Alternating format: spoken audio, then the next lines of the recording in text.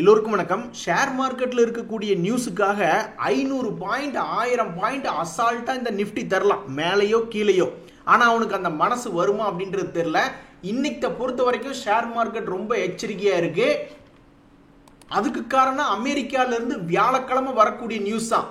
So போன வாரம் மாதிரியே 2-3 நாட்கள் சாதாரணமாக இருந்துட்டு கரெக்டாக வியாழக்கிழமை அன்னைக்கு எக்ஸ்பைரி அன்னைக்கு போன மாதம் ஒரு பெரிய விளையாட்டு அப்படின்றது விளையாண்டுட்டாங்க. ஸோ இப்போவும் ஒரு 2-3 நாள் ரொம்ப சாதாரணமாக இருந்துக்கிட்டு கரெக்டாக வியாழக்கிழமை அன்னைக்கு ஒரு பெரிய விளையாட்டு விளையாண்டுருமா அப்படின்றது ரொம்ப முக்கியம். ஸோ போன வாரம் ரொம்ப எச்சரிக்கையாக இல்லாமல் பணம் யாராவது ட்ரேட் பண்ணி விட்டுருந்தாங்கன்னா பார்த்து சூதானமாக இருந்துங்க. ஏன்னா அமெரிக்காவிலிருந்து யூஎஸ் ஃபெட்டினுடைய நியூஸ் நம்மளை நோக்கி 18ஆம் தேதி வரலாம். அட பாவி, நீ மேலே 1000 பாயிண்ட் அல்லது கீழே 1000 பாயிண்ட் நியூஸுக்காக ஆட்டி தராட்டியும் பரவாயில்ல. ஆனால் இப்போ நீ இருக்கக்கூடிய கடைசிக்கு அந்த டெக்னிக்கலாக பார்க்கும்பொழுது ஒரு முக்கியமான ரெசிஸ்டன்ஸ் பாயிண்ட்ல இருக்கா. இதுக்கு முன்னாடி அந்த இடத்துல போய் முட்டி கீழே தான் வந்திருக்கான். ஸோ கடைசிக்கு அந்த டெக்னிக்கல் பாயிண்ட்டுக்காகவாது ஒன்னா ஒரு 500 பாயிண்ட் கீழே இறங்கு, அல்லது ஒரு 500 பாயிண்ட் ஒரு 2-3 நாளைக்குள்ள, அதாவது இந்த வாரம் வெள்ளிக்கிழமைக்குள்ள இப்படி ஏதாவது ஒரு 500 பாயிண்ட் மூவ்மெண்ட் காட்டு அப்படின்றதான் ஷேர் மார்க்கெட்டில் இருக்கிற உங்களுடைய கோரிக்கை. அது நிறைவேற்றுமா இல்லையா அப்படின்றது பொறுத்து இருந்தா பார்க்கணும். ஆனா இன்னைக்கு கஷ்டம்தான் நிறைவேற்றுறது. என்ன காரணம்னா, அட பாண்டுரங்கா, ரிலையன்ஸ் ஊர்ல பெரியாள், ஹெச்டிஎஃப்சி பேங்க் ஊர்ல பெரியாள், ஆளுக்கு ஒரு பக்கம் தேர பிடிச்சிழுத்தா அது எந்த பக்கம்டா போகும் அப்படின்ற மாதிரி காலையிலிருந்து ரிலையன்ஸ் அதிக வெயிட்டேஜ் உடைய கம்பெனி மேல் நோக்கி மார்க்கெட் இழுக்கிறதுக்கு முயற்சி பண்ணிக்கிட்டு இருக்கு. ஆனா குறுக்கால பூந்து இந்த ஹெச்டிஎஃப்சி பேங்க் காலையிலிருந்து மார்க்கெட்டை கீழே இழுக்கிறதுக்கு முயற்சி பண்ணிட்டு இருக்கு. இதனுடைய முடிவுல என்ன ஆச்சு அப்படின்னு பாத்தீங்கன்னா, நிப்டி பெருசா எந்த வித மூவ்மெண்ட்டும் இல்லாம வெறும் 30 பாயிண்ட்ல இருக்கா. எதா இருந்தாலும் செல்லாது. அமெரிக்காவிலிருந்து நியூஸ் வந்ததுக்கு அப்புறம் ஏதாவது ஒரு 500-1000 பாயிண்ட் வாலட்டிலிட்டி அப்படின்றது வரலாம் அப்படின்றதா தற்போதைய நிலவரம். நண்பர்களே, ஷேர் மார்க்கெட்ல ரொம்ப முக்கியமான கான்செப்ட், நிறைய பேர் அதை ரொம்ப கவனிச்சு பார்ப்பாங்க. அப்படின்னா எந்த விஷயம் அப்படின்னு பார்த்தீங்கன்னா, ஒரு வருஷத்தினுடைய இயர் ஹை இயர் லோ தான். ஸோ அந்த இயர் ஹையை தாண்டிக்கிட்டே இருக்கு ஒரு ஷேர் அப்படின்னா மேபி அவன் தொடர்ந்து மேல் நோக்கி போகக்கூடிய வாய்ப்பு அப்படின்றது கூட இருக்கு. ஸோ இந்த ஹீரோ மோட்டோ ஆல்ரெடி இந்த ஒரு வருஷத்துல 91% சம்பாரிச்சு கொடுத்துட்டான். அவனுடைய ஹை 5971, இப்ப நடந்துட்டு இருக்கிறது 5956. அப்ப இந்த ஷேர் இதுக்கு முன்னாடி சமீபத்துல எல்லாம் அவனுடைய இயர் ஹை தாண்டினதுக்கு அப்புறம் கொஞ்சம் கொஞ்சமா எந்த விதமான தயக்கம் இல்லாம பெருசா சம்பாரிச்சு கொடுத்துருக்கான். அப்ப இந்த முறை மறுபடியும் ஒரு ஹை அப்படின்றத தாண்டான், புதிய ஹை 6000 ரூபாய் அப்படின்ற மாதிரி வர்றான். அப்ப இப்பவும் தங்கு தடை இல்லாம எந்த பிசுறு இல்லாம ஒரு 7000 ரூபாய் போக போறானா இல்ல கும்பா பாண்டி அப்படின்ற மாதிரி கீழே வர போறானா அப்படின்றது பொறுத்து இருந்து தான் பார்க்கணும். பட் இன்னைக்கு தேதியில இந்த ஹீரோ மோட்டோ அப்படின்ற ஷேரினுடைய விலை முக்கியமான இடத்துல இருக்கு. நண்பர்களே, இந்த டாடா ஸ்டீலுக்கு சமீபத்தில் நிறைய நியூஸ் வருது. யூகேல அவங்க ஏதோ ஒரு கவர்மெண்டோட ஒத்து போயிட்டாங்க அப்படின்ற ஒரு நியூஸ் வருது. இன்னைக்கு ஒரு நியூஸ் என்ன வருது, ஒடிசால இருக்கக்கூடிய அவங்க பிளான்ட் கலிங்க நகர் அப்படின்றதுக்கு காளிங்க நகர் அப்படின்ற மாதிரி படிக்கணும் போல 27,000 கோடி அடிஷனலா ஃபேஸ் 2ல எக்ஸ்பான்ஷன்ல போறாங்க. அது ஒரு பெரிய இண்டஸ்ட்ரியா உருவெடுக்க போகுது அப்படின்ற மாதிரிலாம் நியூஸ் வருது. இதனால இந்த ஷேர் இதனுடைய சமீபத்தினுடைய உச்சம் ஆல்மோஸ்ட் 180 ரூபாய் 184 ரூபாயெல்லாம் திரும்பி வரும் அப்படின்ற மாதிரி நிறைய பேர் எதிர்பார்த்து காத்து கிடக்குறாங்க. இருந்தாலும் அவன் வராம அடம் பிடிச்சி அப்படியே 150 ரூபாயிலே ஆடிக்கிட்டு இருக்கான். இந்த நியூஸ் மட்டும் வேற ஏதாவது ஒரு டாடா மோட்டருக்கோ வேற ஏதாவது ஒரு ஷேருக்கு வந்திருந்தா ஒரு நல்ல மூவ்மெண்ட் அப்படின்றது இருந்திருக்கும். நண்பர்களே, ஐபிஓ சம்பந்தப்பட்ட நியூஸ்ல இன்னைக்கும் ஒரு அருமையான செய்தி, சந்தோஷமான செய்தி அப்படின்றது ஒன்று வந்திருக்கு. அதாவது இந்த பிஎன் கேஜில் ஜுவல்லரிஸ் அப்படின்ற ஷேர் ஐபிஓ வெளியிட்டு இருந்தாங்க.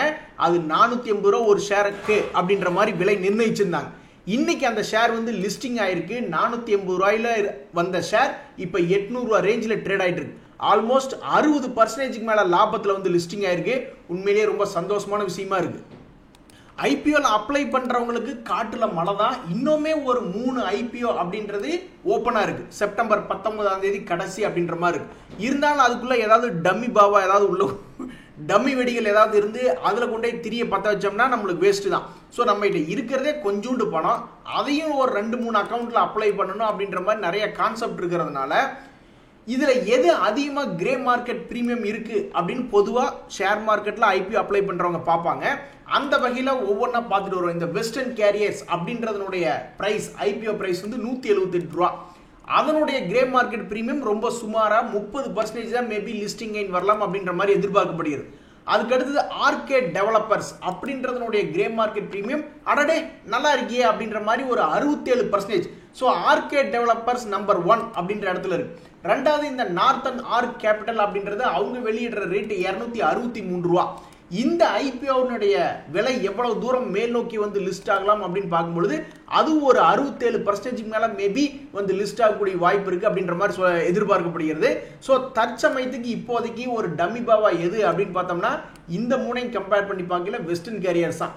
ஸோ இருக்கிற கொஞ்சோண்டு பணத்துக்கு எந்தையாவது அப்ளை பண்ணும் அப்படின்னு யோசிக்கிறவங்க பெரும்பாலும் மேல் நோக்கி இருக்கக்கூடிய இந்த ரெண்டை பத்தி தான் யோசிச்சு பார்ப்பாங்க.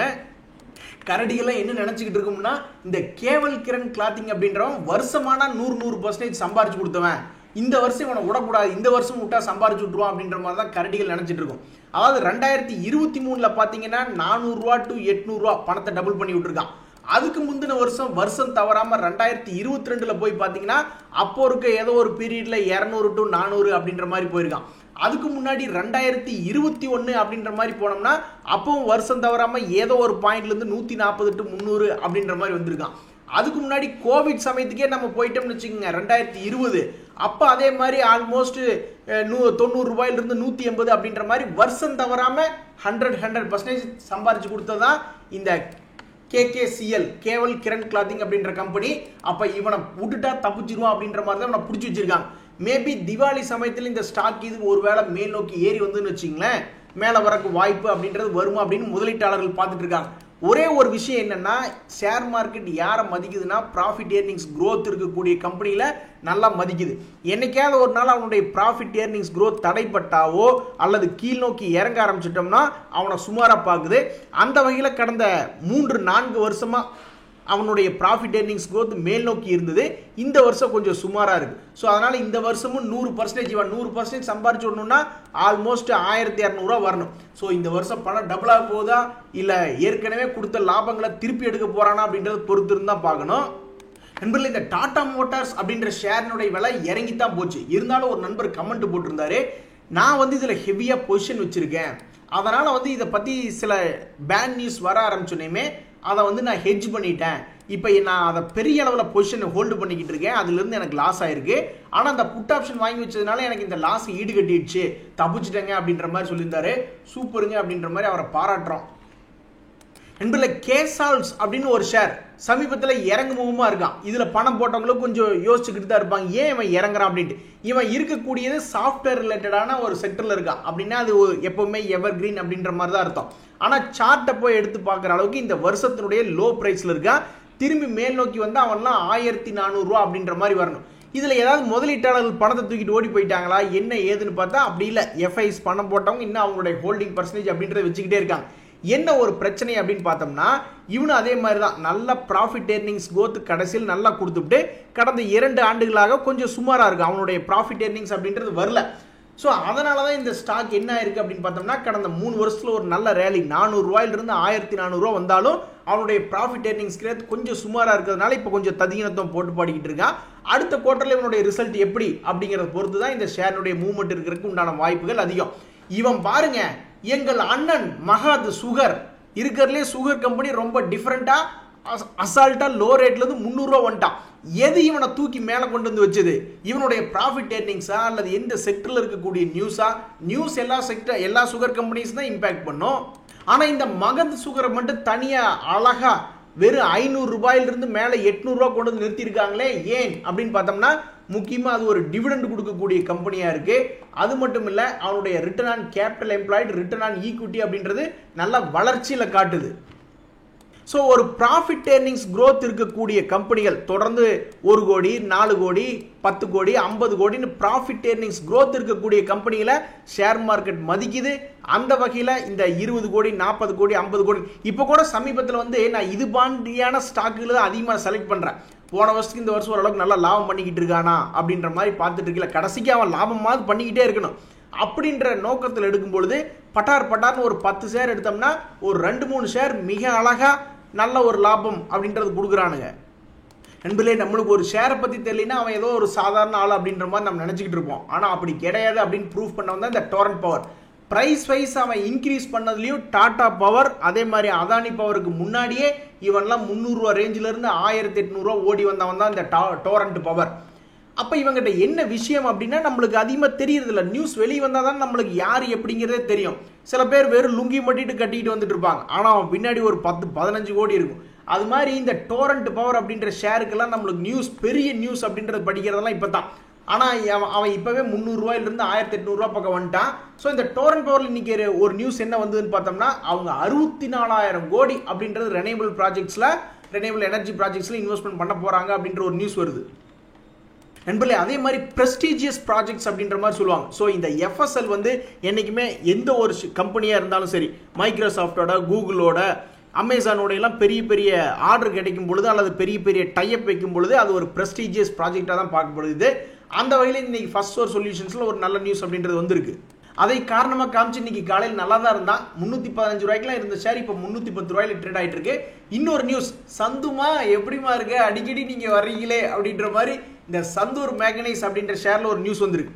அவங்க வந்து கிட்டத்தட்ட 1000 கோடி பணத்தை புரட்ட போறாங்க அப்படின்ற ஒரு நியூஸ் வந்திருக்கு. அந்த வகையில் இந்த சந்துமா இன்னைக்கு மனசுக்கு சந்தோஷத்தை கொடுக்குற மாதிரி ஆல்மோஸ்ட் 2% அப்சைட் ட்ரேட் ஆயிட்டு இருக்கு.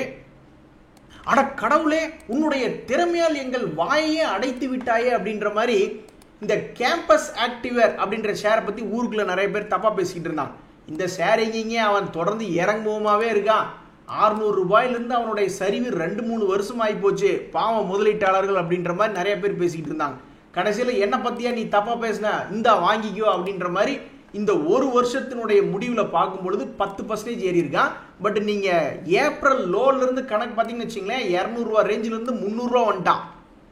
இதுக்கெல்லாம் காரணம் என்னன்னு நீங்க நினைக்கிறீங்க? ரெண்டே காரணம் தான். நம்ம போய் எதுவும் டீட்டெயிலே பார்க்க வேண்டாம், நான் சொல்றேன் பாருங்க. ஒன்னா ப்ராஃபிட் ஏர்னிங்ஸ் growth இருக்கக்கூடிய கம்பெனியா இருக்கும், இல்லைன்னா ப்ராஃபிட் தொடர்ந்து பண்ணக்கூடிய கம்பெனியா இருக்கும். ஸோ அவன் 2-3 வருஷத்துக்கு தொடர்ந்து இறங்கி இப்போ அவனுடைய ப்ராஃபிட்டும் அவனுடைய ப்ரைஸும் ஓரளவுக்கு ஈக்குவலாகி அப்புறம் மேல் நோக்கி வந்திருப்பான். அப்படி இல்லைன்னா பெரிய பெரிய முதலீட்டாளர்கள் இன்வெஸ்டர்ஸ்ல போய் பார்த்தோம்னா டிஐஎஸ்எஃப்ஐஸ் எல்லாம் ஒரு 5% 10% போட்டு வச்சிருப்பாங்க. இல்லைன்னா டிவிடெண்ட் ஒரு 2-3% கொடுக்குற கம்பெனியா இருக்கும். இதுல முதல் காரணம் நான் எப்பவுமே P&L தான் போய் பார்ப்பேன். ஸோ P&L பொறுத்த வரைக்கும் எதிர்பார்த்த மாதிரி தான். P&L நல்லா வந்து அப்புறம் அப்படியே யாரும் செருப்பு போட்டு அதிகமாக நடக்கிறது இல்லை போல. அதனால அவனுடைய ப்ராஃபிட் வந்து தக்க வச்சுக்கிட்டான். அதனால என்னை பொறுத்த வரைக்கும் இந்த ஸ்டாக் கீழிருந்து நல்லா மேல் நோக்கி ஏறி வந்துட்டான். பாவம் நண்பர்களே, நம்பிக்கையா பல நண்பர்கள் வந்து இந்த ஜிஆர்சி, எஸ் பேங்க் போன்ற எத்தனையோ ஷேர்களை வந்து இறங்கி கிடக்கே அப்படின்ற மாதிரி பணம் போட்டு வச்சிருப்பாங்க. ஆனால் அவனுக்கு எல்லாம் திரும்பி ஏறுறது ரொம்ப ஸ்லோவா இருக்கு. இப்போ பிஎஸ்சி எல்லாம் ஷேர் வந்து இறங்கி ஷார்ப்பா மேல் நோக்கி ஏறி போனான். ஏஞ்சல் ஒன் ஷேர்லாம் நல்லா பயப்படுற மாதிரி கீழே விழுந்து ஷார்ப்பா மேல் நோக்கி ஏறி வந்தான். ஆனா இந்த ஜிஆர்இ ஷேர்லாம் வந்து கொஞ்சூண்டு தான் மேல வந்து 1700 ரூபாயிலிருந்து 2000 ரூபாய் வரைக்கும் வந்துட்டு மறுபடியும் கீழே வந்து படுத்துட்டான். அதே மாதிரி தான் இந்த எஸ் பேங்க் அப்படின்ற ஷேர், இவனு ஏறினதெல்லாம் பாத்தீங்கன்னா ஸ்வங்கி அவன் பாட்டுக்கு 32 ரூபாயெல்லாம் வந்துட்டான். அப்புறம் கடைசியில் பார்த்தா இப்ப 23 ரூபா இருக்கான். ஸோ இது போன்ற ஷேர்கள் எல்லாம் முதலீட்டாளர்கள் என்ன நினைச்சுக்கிட்டு இருக்காங்கன்னா, ஓம் கருப்புராய நமக, சீக்கிரம் மேல வந்துடணும் நமக அப்படின்ற மாதிரி ரொம்பவுமே ஆண்டவனை வேண்டிக்கிட்டு கோந்துக்கிட்டு இருக்காங்க. ஸோ சீக்கிரம் இந்த ஷேர்கள்லாம் மேல் நோக்கி வந்துருச்சுன்னா ரொம்ப சந்தோஷம் தான். நண்பர்களே, நிறைய ஷேர்கள் மேலிருந்து கீழே இறங்குறதும் கீழிருந்து மேலே ஏறதும் வாடிக்கை. நம்ம கரெக்டாக இந்த ட்ரெயினில் ஏறாம இந்த ட்ரெயினில் ஏறினோம்னா மேலே மலை உச்சியிலிருந்து கீழே பள்ளத்தாக்குக்கு நம்மளை கொண்டு வந்து விட்டுரும். ஆனால் இந்த எஸ்டிபிஎல் அப்படின்ற ஷேர் பார்த்தீங்கன்னு வச்சிங்களேன், சமீபத்தில் எத்தனையோ ஷேர்ஸ் கீழிருந்து மேல் நோக்கி ஏறி வந்துட்டான். இந்த ஷேர் கொஞ்சம் கொஞ்சமா மேல் நோக்கி ஏறக்கு முயற்சி பண்றான். ஆனா பாதி தூரத்துல வந்து நிக்கிறான். மறுபடியும் இங்கிருந்து ஒரு 30-40 ரூபாய் ஏறுமா அல்லது ஒரு 20-30 ரூபாய் கீழே இறங்குமா அப்படின்றது ஒரு புரியாத புதிரா இருக்கு. ஜேகே டயர் அப்படின்ற ஷேர்ல ஒரு நியூஸ் ஒன்று வந்திருக்கு. அவங்களுடைய போர்டு வந்து என்ன அப்ரூவ் பண்ணிருக்காங்கன்னா, ஒரு மெர்ஜர் அப்ரூவ் பண்ணிருக்காங்க. ஒரு சப்சிடரி கம்பெனியை நீங்க வந்து ஒரு 100 ஷேர்ஸ் கேவண்டிஷ் இண்டஸ்ட்ரீஸ் அப்படின்றத வச்சிருந்தீங்கன்னா அதை இவங்க ஜேகே டயரோட மெர்ஜ் பண்றதுனால அந்த 100 ஷேருக்கு பொதுவாக 92 ஷேர் அப்படின்ற மாதிரி கிடைக்கும். இப்படித்தான் இந்த டாடா மோட்டர் டிவிஆர்னு ஒன்று மெர்ஜ் பண்ணாங்க டாடா மோட்டரோட. அதுவே இன்னும் 10 நாளுக்கு பக்கம் ஆயிடுச்சு, இன்னும் எங்களுக்கு ஷேர் வந்து ஷேர்லையே அப்படின்ற மாதிரி புலம்பிட்டு இருக்காங்க. இவங்க போர்டு இப்பதான் அப்ரூவ் பண்ணியிருக்கு. இனி இதுக்கப்புறம் அது எந்த நாளில் நடந்து முடிஞ்சு ரெக்கார்ட் டேட் முடிஞ்சு அதுக்கப்புறம் எந்த நாளில் வந்து சேரும் அப்படின்றது தெரியல. ஆனால் ஷேர் மார்க்கெட்டில் இருக்கிறவங்களுக்கு எல்லாம் தேவையான ஒரே செய்தி என்னன்னா, சரி அந்த ஷேர் சப்போர்ட்ல இருக்கு, இந்த நியூஸ்னால திடீர்னு ஒரு 2-3% ஏறி இன்னைக்கு மொமெண்டம் எடுத்திருக்கானா, அப்போ அந்த மொமெண்டம் அப்படியே கண்டினியூ ஆகுதா அப்படின்றதான் கேள்வி. ஆனால் இந்த ஷேர் ஆல்ரெடி சப்போர்ட் 400 ரூபாயிலிருந்து 10% ஏறி 436 ரூபா வந்துட்டான். இன்னைக்கு வந்த நியூஸுக்கு இன்னொரு 5% ஏற்றி விட்டுருந்தாங்கன்னா இந்த பேட்டர்னை சூப்பராக பூர்த்தி பண்ணியிருப்பானுங்க. ஆனால் அப்படி பண்ணாமல் ஆப்போசிட் டைரக்ஷனில் குதிச்சுட்டான். டே அந்த பக்கம் குதிக்காதடா சாக்கடடா அப்படின்னா அவன் கேட்கல, ஆத்துக்குள்ளே குதிக்கிறதுக்கு பொதுவாக சாக்கடைக்குள்ளே குதிச்சுட்டான். ஸோ இந்த நியூஸ் வந்து இதை அவனை பெருசாக ஏற்றி விடல. அவன் வாங்கி வச்சிருக்கிற ஷேர்ஸுக்கு ஏதாவது நியூஸ் வருதா அப்படின்ற மாதிரி ஏங்கி காத்து கிடக்குறான். இது நியூஸ் வந்து அந்த ஷேர் வந்து டுபுக்குன்னு கீழே இறங்கிடுச்சு. சரி நண்பர்களே, எல்லாமே லக்கு தான். இன்றைய தகவல் அனைத்தும் உங்களுக்கு உதவியாக இருந்ததுன்னா எனக்கு சந்தோஷம் தான். ரொம்ப நன்றி, வணக்கம்.